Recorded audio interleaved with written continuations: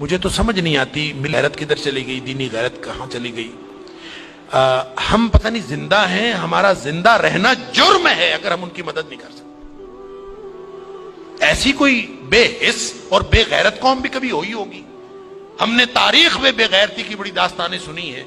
اللہ تعالیٰ قرآن میں فرماتا ہے وَمَا لَكُمْ لَا تُقَاتِلُونَ فِي سَبِيلِ اللَّهِ، اب تمہیں کیا موت پڑ گئی ہے، اب کیوں نہیں لڑتے تم اللہ کے راستے میں؟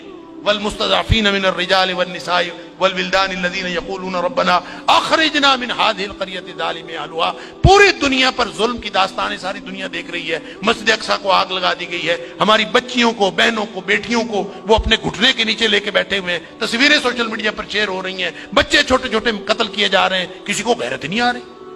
مجھے تو یوں لگتا ہے یہ ہماری نمازیں، ہمارے سجدے کیسے قبول ہوں گے؟ ہم جو مجرم ہیں جو آرام سے بیٹھے رہیں،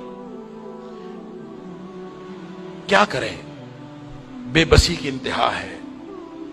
میرا دل یہ کر رہا تھا کہ میں پاکستان کے جو حکمران ہیں، اگر 58 اسلامی ملکوں کے حکمرانوں کو تو ہم کچھ نہیں کہہ سکتے، اپنے ملک کو حکمرانوں کو تو کچھ کہہ سکتے ہیں کہ حکمرانوں اور فوج کے سپہ سالاروں، اگر تم ان کی مدد کر سکتے ہو تو کرو، ذمہ داری تو تمہاری ہے۔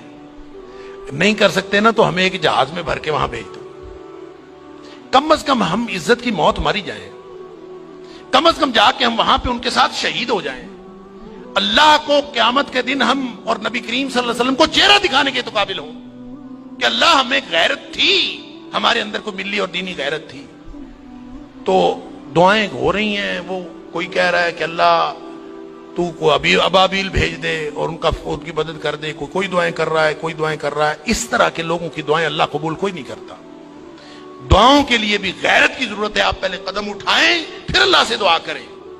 وہ بیچارے ساری ساری رات وہ لڑتے ہیں ان کے سامنے، دعا تو ان کی ہے، اور اللہ نے یہ آزمائش میں سمجھتا ہوں ان کی نہیں ہے، وہ تو جنتی ہیں، وہ تو انشاءاللہ بخشے ہوئے ہیں۔ آزمائش یہ باقی ساری دنیا کی ہے، ہم ان کی وجہ سے مجرم بن رہے ہیں، اللہ تعالیٰ معاف فرمائے۔ تو یہ جب قاری صاحب پڑھ رہے تھے تو مجھے خیال آ رہا تھا کہ اللہ، ان بیچاروں کے پاس طاقت نہیں ہے، وہ پتھر اکٹھے کر کے بیٹھے ہیں، توپوں بندوقوں کا مقابلہ پتھروں سے کیسے ہوگا؟